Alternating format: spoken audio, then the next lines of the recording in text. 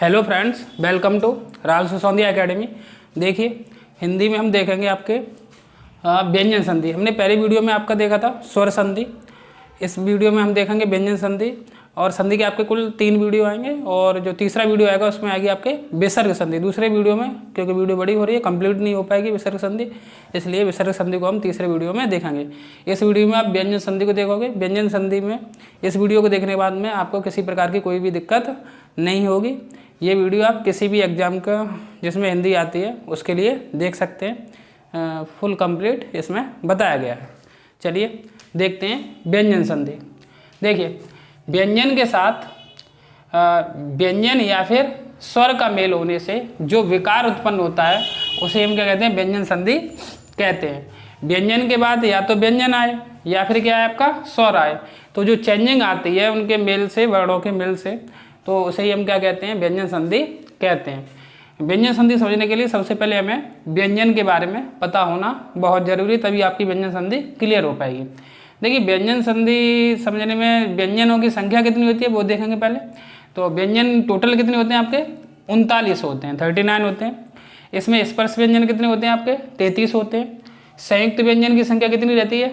4 रहती है। जबकि द्वितीय व्यंजनों की संख्या कितनी रहती है? 2 रहती है। देखिए, स्पर्श व्यंजन ये आपके इंपॉर्टेंट है व्यंजन संधि समझने के लिए। स्पर्श व्यंजन जो कितने थे आपके? 33। वो कैसे डिवाइड है आपके? इनमें आपके 25 तो वर्गीय व्यंजन होते हैं, 4 आपके अंतस्थ व्यंजन होते हैं जिन्हें हम बोलते हैं य, व, र और ल। 4 आपके इसमें कौन से होते हैं? ऊष्म व्यंजन होते हैं जिन्हें बोलते हैं स और ह, यानी कि, और इन्हें ऊष्म व्यंजन को हम क्या कौन से व्यंजन भी बोलते हैं? दूसरा नाम इन्हें संघर्षी व्यंजन भी कहते हैं। चलिए सबसे पहले वर्गीय व्यंजनों को समझ लें।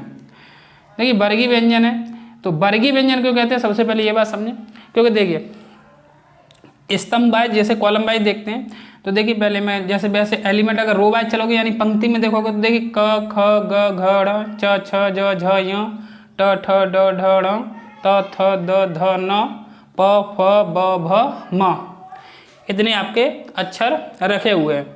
देखिए प्रत्येक कॉलम में स्तंभ में आप खड़े खड़े देखते हैं, पहले कॉलम फर्स्ट है, इसे पहला वर्ग बोलेंगे।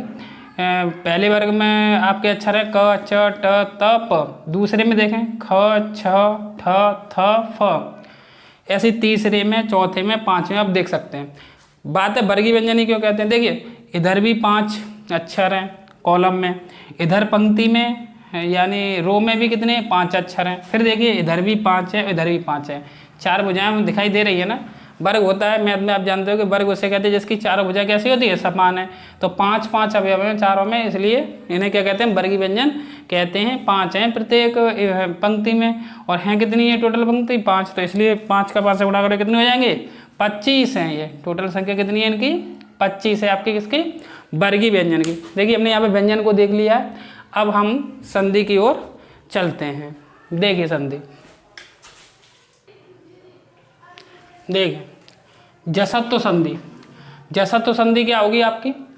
वर्ग के पहले वर्ण व्यंजन संधि में जसत्व संधि। देखिए जसत्व संधि बोलते हैं, अगर आप नहीं याद भी रखोगे कि कौन सी संधि है, जसत्व संधि बता दी गई है कि जो यहाँ पर रूल लगेगा आपका पहला नियम, वो आपका किससे लिया गया? जसत्व संधि नाम से लिया गया। व्यंजन संधि में ही ये पार्ट है आपका जसत्व संधि।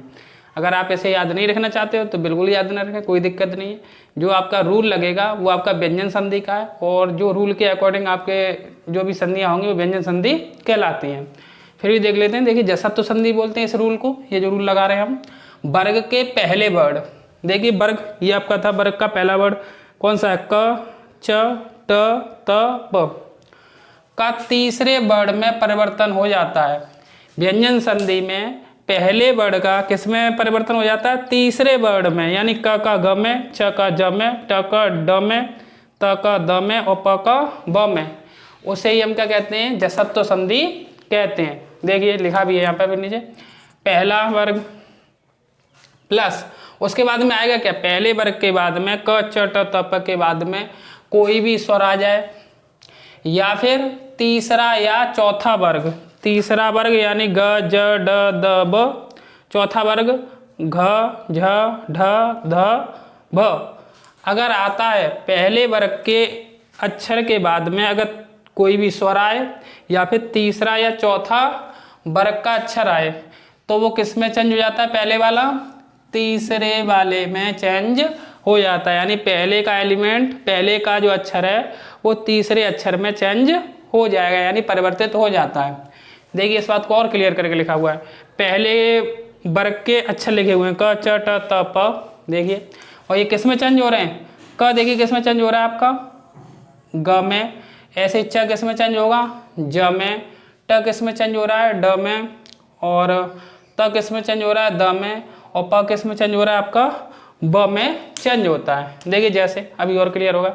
देखिए बाक पहले वर्ग का आया है क, प्लस कोई भी स्वर आ जाए तो देखिए ई आया ना, बाक प्लस ईस, तो ये क है। पहले वर्ग के बाद अगर कोई भी स्वर आए या फिर तीसरा या चौथा वर्ग आए तो किस में चेंज होना है? ये जो क है यानी पहला वर्ग है तीसरे में चेंज हो जाता है, तो बाक धन ईस, तो इसलिए क्या बन गया? ये क किस में चेंज हो गया है? ग में, इसलिए क्या बना आपका? बागीस। ऐसे देखिए दिक प्लस विजय, तो देखिए क के बाद क्या आ रहा है आपका? स्वर ई, तो ये क किस में चेंज हो जाएगा आपका? ग में, तो क्या बन जाएगा आपका? दिग्विजय। अच्छा इस बात को और समझना, ये क लिखा है क, तो इसका मतलब क क्या ऐसा है? ये व्यंजन है। अगर क लिखा होता, अगर ये हलंत नहीं जड़ा होता तो कैसा होता है? इसमें अ स्वर भी ऐड होता है, इसमें से स्वर निकल गया है, इसलिए क के नीचे अगर हलंत लगा है तो इसका मतलब क्या है? ये केवल व्यंजन है। चलिए देखिए बाग धनीस अभी देख लिया आपने, बागीस। ऐसे दिग्धन विजय, तो क्या बनेगा आपका? दिग्विजय। आदाई तो है ये, क्योंकि इसमें से हलंत लगा हुआ है, तो आदाई का किस में जा रहा है? ये ग में, तो इसलिए आधा ग आ गया यहाँ पर, तो क्या बनेगा आपका? दिग्विजय। ऐसे देखिए ऋक धन वेद, तो क किस में चेंज होगा? ग में, तो क्या बनेगा आपका? ऋग्वेद। भगवत धन भजन, तो देखिए त किस में चेंज होगा? तीसरे में जाके चेंज होगा, पहले का तीसरे में चेंज होगा, तो त का त थ द, तो किस में चेंज होगा? द में, तो भगवत धन भजन क्या हो जाएगा आपका? भगवद भजन। ऐसे देखिए सत्य धन आचार, तो त किस में चेंज होगा? द में, तो क्या हो जाएगा आपका? त के बाद देखिए स्वर आ रहा है तो सदाचार। सट धन आनंद, ऐसे ट किस में चेंज होगा आपका? देखिए ट ड में, तो क्या हो जाएगा? सड़ानन। ऐसे उत धन योग, तो त किस में चेंज होगा आपका? द में, तो क्या हो जाएगा आपका? द यहाँ से आएगा, यहाँ से आएगा, तो क्या बन जाएगा? उद्योग। ऐसे उत धन घाटन, तो देखिए त किस में चेंज होगा? द में, तो क्या बन जाएगा आपका? उद्घाटन। ये आपका समझा, पहले वर्ड का किस में चेंज हो रहा है? तीसरे में, जसत्व संधि बोलते हैं इसे। ऐसे देखिए अनुनासिक संधि, यानी अगला रूल है आपका, नियम नंबर 1 था, पहला तीसरे में चेंज होता है, ये नियम नंबर 1 था, इसे हम जसत्व संधि बोलते हैं। ऐसे देखिए वर्ग के पहले वर्ड का किस में परिवर्तन हो जाए? पांचवें वर्ड में। इधर देखिए वर्ग का पहला वर्ड क च ट त प किस में चेंज हो जाए? पांचवें में, यानी क चेंज हो जाए यहाँ में क ख ग घ ढ में, और च चेंज हो जाए यहाँ में, और ट चेंज हो जाए ड़ में, और त चेंज हो जाए न में, और प चेंज किस में हो जाए? म में। तो वर्ग का पहला वर्ड किस में चेंज हो जाएगा? पांचवें वर्ड में। तो इस प्रकार की जो संधि होती है उसे बोलते हैं हम अनुनासिक संधि। देखिए नाम तो खैर नहीं पूछे जाते हैं, अगर ज़्यादा ही डीप जाएगा तो पूछेगा। हाँ ये नियम याद रखना कि पहले का अगर तीसरे में चेंज हो रहा है, दिग्धन विजय की संधि विच्छेद जैसे किसी क्या होगी? इसमें दिग्विजय होगी, क्योंकि क किस में चेंज होगा? ग में चेंज होगा। क के बाद कोई स्वर आएगा, स्वर आए या फिर तीसरा चौथा वर्ड आए तो पहले तीसरे में चेंज हो जाता है। इस प्रकार की संधियाँ कौन सी होती है आपकी? ये व्यंजन संधि होती है। ऑप्शन दे देता है कि निम्नलिखित में से स्वर संधि है या व्यंजन संधि है, विसर्ग संधि है, बताइए। और पूछ ही लेता है कि दिग्विजय की संधि विच्छेद क्या होगा आपका, या बागीस का संधि विच्छेद क्या होगा। ठीक है, चलिए पहला अगर पांचवें में चेंज हो रहा है तो कौन सा होगा? अनुनासिक होगा। ये बात यहाँ पे क्लियर करके लिखिए। पहला है आपका वर्ग, प्लस उसके बाद में देखिए आएगा क्या? पहले वर्ग के बाद अगर अनुनासिक व्यंजन ही आता है, अनुनासिक व्यंजन का मतलब यंग ड न म, अगर ये आते हैं आपके तो जो पहला वाला है पहले वर्ग के जो वो अक्षर है वो किस में चेंज हो जाएंगे आपके? पांचवें में। यही बात लिखिए, देखिए नीचे भी क च ट त प पहला वर्ग हो गया। अगर उसके बाद में अनुनासिक व्यंजन आना चाहिए, ध्यान रखना, और कोई नहीं, स्वर या नहीं आएगा, क्या आएगा? अनुनासिक व्यंजन। अनुनासिक व्यंजन का मतलब है यंग ड न म, यही आएंगे। तो क चेंज होगा आपका यहाँ में, च चेंज होगा आपका यंग में, यंग ग में, और ट चेंज होगा आपका ड में, और त चेंज होगा आपका न में, और प चेंज किस में होगा आपका? म में। देखिए जैसे उत धन मत, त के बाद मतलब देखिए यहाँ पर कौन सा है आपका? ये पहला वर्ग है, पहले वर्ग का कौन सा है, ये अक्षर त है। उसके बाद कौन सा आ रहा है, अनुनासिक आना चाहिए। तो अनुनासिक क्या है, म। इन पांचों में से एक आएगा आपका अनुनासिक का मतलब हो गया यंग ड नम में से कोई एक आएगा।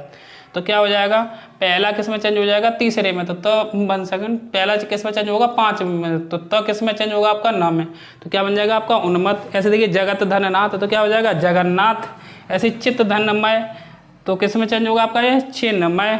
तो किस में चेंज होगा, न में, 5वें में चेंज होना है इस बार। षड धन मास, तो ट देखिए ट किस में चेंज होगा, ड में। तो क्या बन जाएगा षडमास। ऐसे ही बाक धनमय, तो क किस में चेंज होगा, य में। तो क्या हो जाएगा बांगमय। ऐसे देखिए सत धन मार्ग, तो त किस में चेंज होगा आपका, न में। तो क्या हो जाएगा सन मार्ग। पहला 5वें में चेंज हो जाता है अनुनासिक संधि, और पहला तीसरे में चेंज होगा तो कौन सी संधि होगी आपकी, जसत्व संधि होती है। चलिए आगे देखते हैं। चलिए देखते हैं छत्व संधि। छत्व संधि क्या है, आपका नाम रख दिए हैं, इनके नाम नहीं पूछे याद नहीं, वैसे लिख दिए हैं फिर भी। देखिए देख सकते हैं, अगर डीप ज़्यादा ही क्वेश्चन जाएगा तब बेशक पूछ ले कि इसमें कौन सी व्यंजन संधि में भी कौन सी संधि हुई। आपको केवल ये याद रखना है कि जो हम नियम पढ़ रहे हैं वो कौन सी संधि होती है, आपकी व्यंजन संधि है होती है। देखिए 6 संबंधी नियम, 6 संबंधी जिसमें नियम लगता है व्यंजन संधि में से छत्व संधि कहते हैं। अगर इस प्रकार से देखना है आपको, तो देखिए होता क्या है, ह्रस्व या दीर्घ स्वर, छोटा मतलब स्वर होना चाहिए या फिर बड़ा स्वर, जैसे अ है, आ है, ई है, ई है, ऊ है, छोटा ऊ, बड़ा ऊ है, इस प्रकार। उसके बाद ह्रस्व या दीर्घ स्वर के बाद क्या आ जाए आपका, छ आए, तो छ के पहले च जुड़ जाता है। छ के पहले क्या जुड़ जाता है, च। अभी बताया तुम्हारा, ये च जो लिखा है यहाँ समझिए, ये च लिखा है, तो इसमें आपका क्या है, ये च तो है व्यंजन, और प्लस अ, ये क्या आपका स्वर है। इस च में 2 पार्ट है, तो छ क्या है आपका, ये केवल अभी व्यंजन है, तो वही है। तो छ का मतलब होता है ये आधा वर्ड है, आधा अक्षर है ये, अगर हलंत लगा है तो। छ के नीचे हलंत लगा है तो आधा अक्षर है, अ जोड़ा तो आपका ये पूरा छ है, यानी उसमें फिर व्यंजन भी है स्वर भी है। और केवल हलंत लगा है तो इसमें केवल क्या है आपका व्यंजन है, स्वर नहीं है। तो वही लिखा है कि अगर ह्रस्व या दीर्घ स्वर आए और उसके बाद क्या आ जाए आपका छ आता है, तो छ के पहले क्या लग जाता है, आधा छ, यानी व्यंजन जुड़ जाता है। देखिए देखते हैं अभी, परिच्छेद, परिधन छेद, तो देखिए ई, छोटी ई ह्रस्व स्वर है आपका, इसके बाद क्या है छ, तो इस छ में क्या जुड़ जाएगा आपका, आधा छ, यानी क्या बन जाएगा परिच्छेद।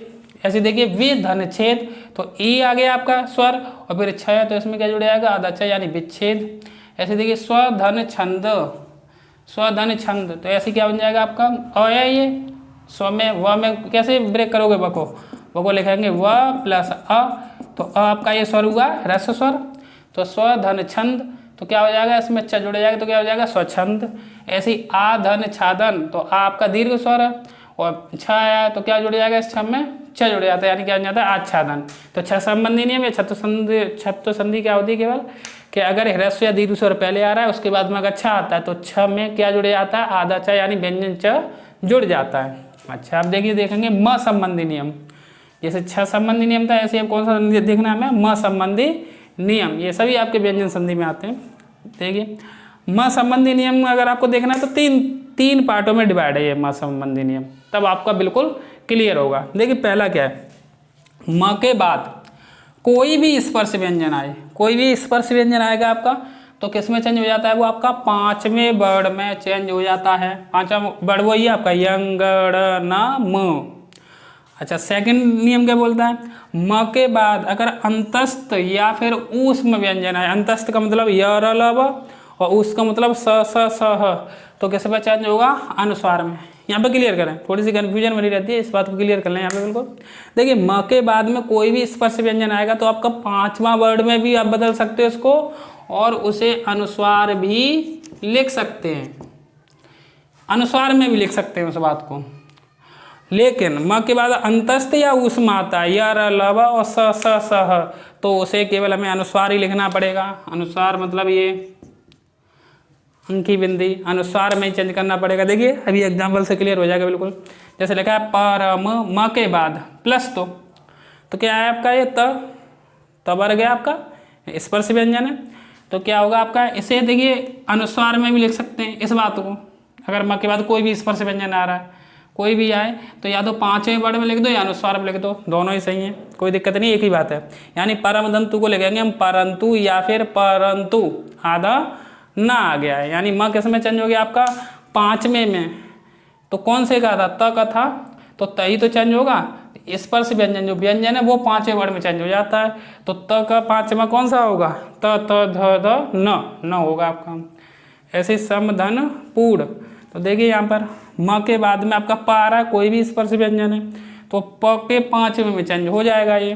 तो प का पांचवा वर्ड क्या होता है आपका, प फ ब भ म, तो इसलिए ये कैसे लिखा, संपूर्ण ऐसे लिख दें, या फिर अनुस्वार में भी लिख सकते हैं। इस केस में दोनों में लिख सकते हैं, या तो पांचवें वर्ड में लिखो, अनुस्वार में, दोनों ही सही होते हैं। कैसे लिख देंगे, संपूर्ण। अच्छा देखिए सम प्लस विधान। अब देखिए म के बाद में आपका कौन सा है, अंतस्थ, या र ल व में से कोई आएगा, या फिर उस स में से आएगा, तो फिर आप पांचवें वर्ड में ना लिखें, फिर आप अनुस्वार में लिखें, बिल्कुल सही होता है। तो सम प्लस विधान क्या होगा, संविधान। क्लियर है। सम प्लस सार, देखिए फिर आ गया ऊष्म म के बाद में, तो किस में आएगा, ये अनुस्वार में ही चेंज होगा। क्या, कैसे लिखेंगे सम प्लस सार को, संसार। ऐसे ही सम प्लस योग, तो देखिए म के बाद में कौन सा आ रहा है आपका, अंतस्थ, तो क्या बनेगा आपका, ये संयोग बनेगा। कहने का मतलब ये है दोनों पॉइंटों को। देखिए अगर म के बाद कोई भी स्पर्श व्यंजन आए तो आप उसको पांचवें वर्ड में भी लिख सकते हो और अनुस्वार में भी चेंज कर सकते हो। और अगर म के बाद अंतस्थ व्यंजन या ऊष्म व्यंजन आए तो आप उसे किस में लिखें, अनुस्वार में ही लिखें। अच्छा तीसरा क्या रूल होता है, म के बाद अगर म ही आ जाए लौट के, फिर कंडीशन क्या बनेगी, तो म के बाद अगर म ही आ जाता है तो आधे म में पूरा माँ लिख दीजिए, ये लिखा हुआ है आधा माँ, ये जो व्यंजन वाला माँ है इस माँ में जुड़ जाता है, यानी आधे माँ को पूरे माँ में लिखेंगे। फॉर एग्जाम्पल जैसे सम धन मान, तो म के बाद माँ आ गया तो ये आधा माँ इसमें जुड़ जाएगा तो क्या बनेगा, सम्मान। सम धन मति, तो ये आधा माँ इसमें जुड़ जाएगा तो क्या बनेगा आपका, सम्मति। चलिए और देखते आगे व्यंजन संधि जो भी बची हुई है आपकी भी।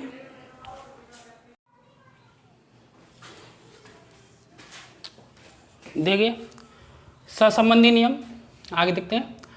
तो सहसंबंधी नियम क्या होगा आपका, अ या आ छोड़कर किसी भी स्वर के बाद अगर स आता है, यानी कोई भी स्वर हो और उसमें अ या आ को छोड़कर जितने भी स्वर हैं आपके उसमें अ और आ नहीं लिया जाएगा, उसके बाद अगर स आता है तो ये जो स है वो किस में चेंज हो जाता है, आपका जो षटकोण वाला सा होता है उसमें चेंज हो जाता है, सब में चेंज हो जाता है। देखिए जैसे अभिधन शेख, तो ई आया अ तो अ और आ तो नहीं आया ना, और आ छोड़कर कोई भी स्वर हो तो किस में चेंज हो जाएगा, ये जो स है वो किस में चेंज हो जाता है, ये षटकोण वाले स में चेंज हो जाता है। देखिए अभिधन से क्या बन जाएगा, अभिषेक।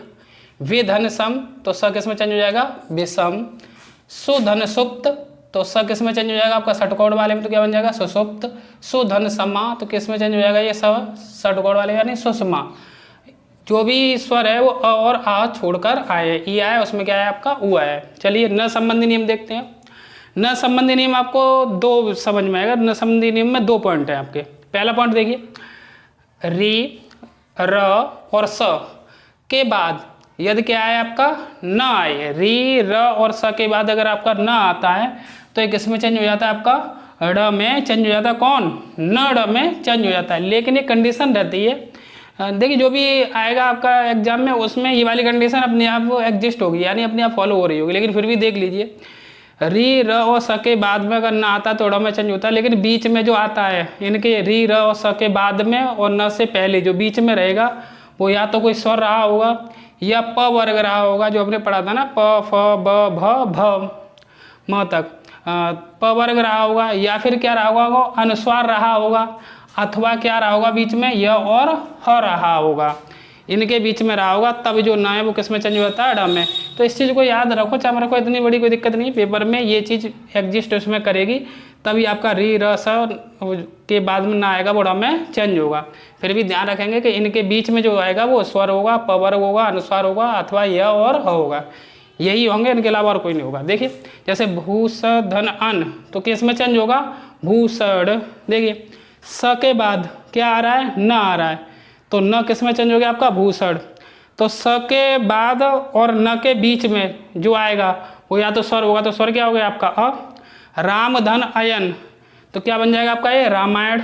देखिए र के बाद और र और न के बीच में जो भी आएगा आपका वो क्या आएगा आपका मैं, पवर का है, स्वर्ग स्वर है, और ये क्या आपका य है, यानी यही आएंगे जो यहाँ पे लिखे हुए हैं। तो राम प्लस अयन किस में चेंज हो जाएगा रामायण।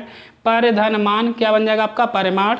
देखिए र और न के बीच में म आया है ना, तो पवर का है तो किस में चेंज हो गया आपका परिमाण। ऐसे ही प्रधन मान हर एक में बीच में यही होंगे तुम्हारे। प्रधन मान किस में चेंज हो जाएगा न प्रमाण। कृष धन न तो स के बाद न आ रहा तो किस में न चेंज हो जाएगा कृष्ण में। शोष धन अन तो किस में चेंज हो जाएगा आपका ये न ड़ में शोषण। हर प्लस न तो र के बाद न आ रहा तो न किस में चेंज हो जाएगा आपका ड़ में यानी हरड़। अच्छा दूसरा क्या नियम है इसका, पहला नियम ये इंपॉर्टेंट है ज़्यादा, ये भी पूछ लिया जाता है कई बार, वैसे ये सबसे ज़्यादा इंपॉर्टेंट है इसमें न संबंधी नियम में, इसी से क्वेश्चन बनता है अगर न संबंधी नियम से बनेगा तो। दूसरा भी देख लेते हैं। देखिए च और ज के बाद अगर ना आए, अभी क्या था री र स के बाद ना आएगा तो न किस में चेंज होगा ड में। लेकिन यदि च और ज के बाद ना आता है तो जो न है आपका वो ज्ञ में चेंज होगा, ज्ञ ज्ञानी वाला ज्ञ, या फिर यम में चेंज होगा। जैसे यज प्लस न, यज प्लस न तो ज के बाद में ना आ रहा है तो ये किस में चेंज होगा अब आपका, या तो ज्ञ में चेंज होगा या फिर किस में चेंज होगा यम में चेंज होगा। तो यज प्लस न क्या हो जाता है यज्ञ।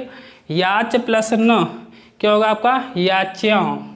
देखिए यहाँ पे एक बात का विशेष ध्यान रखना है आपको, ये च लिखा है अभी बताया था पहले भी च है तो इसका मतलब इसमें व्यंजन भी है और क्या है आपका ये प्लस स्वर भी है। स्वर क्या लगा है इसमें अ लगा है, और ये च लिखा होता है तो इसका मतलब केवल इसमें व्यंजन बचा है, इसमें से स्वर अ निकल गया है। आधा अक्षर होता है च का मतलब है केवल आपका ये ऐसे च आधा च है, ऐसे कहीं पे लिखा है न तो इसका मतलब है आधा न, यानी व्यंजन है इसमें स्वर नहीं रहा है। अगर च कंप्लीट तो इसमें व्यंजन भी है और स्वर भी होता है।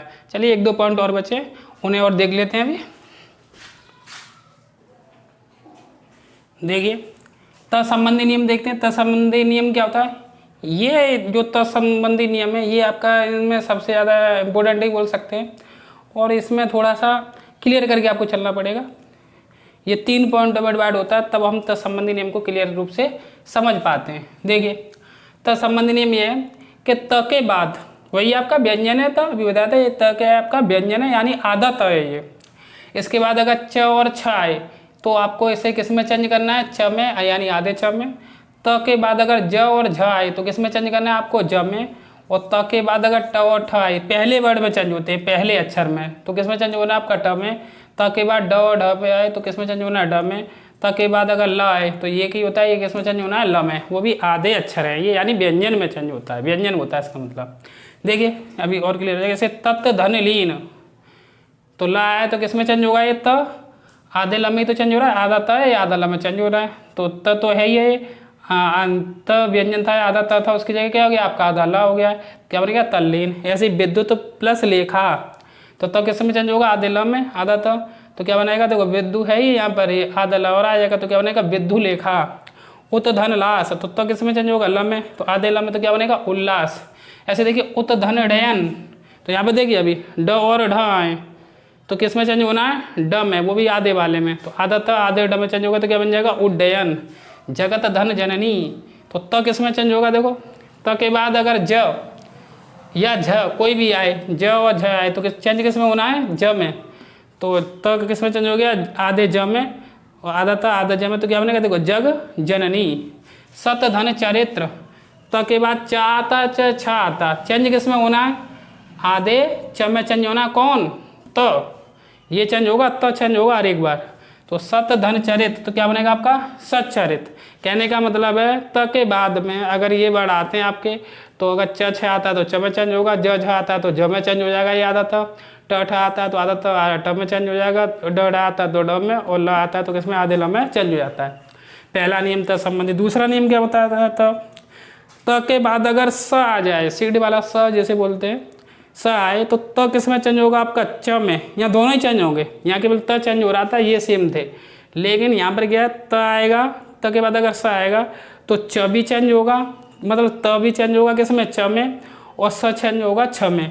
त आधा च में चेंज होगा यानी व्यंजन में चेंज होगा, और स पूरा आपका स्वर भी है व्यंजन है कंप्लीट अक्षर है कंप्लीट वर्ड है ये, तो स किस में चेंज होगा छ में। चलिए देखते हैं। उत धन शिष्ट तो त किस में चेंज करना है, च में, आधा त आधा च में चेंज हो गया, और स किस में चेंज होगा, छ में। तो क्या बन जाएगा ये, उत धन शिष्ट उच्छिष्ट।